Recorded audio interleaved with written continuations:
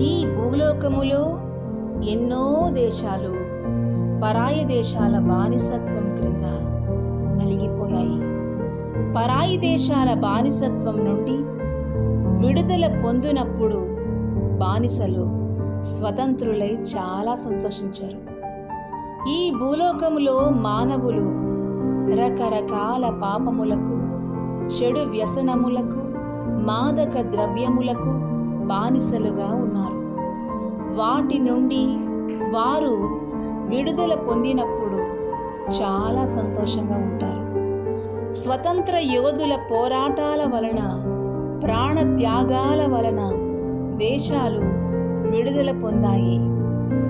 దేవుని కుమారుడైన యేసుక్రీస్తు ప్రాణత్యాగం వలన పాపముల నుండి, శాపముల నుండి, అసత్యం నుండి, నరకము నుండి మానవులు విడుదల పొంది నిత్య జీవం చేరుకోగలరు. యోహాను సువార్త 8వ అధ్యాయం 32-36 వచనాలు.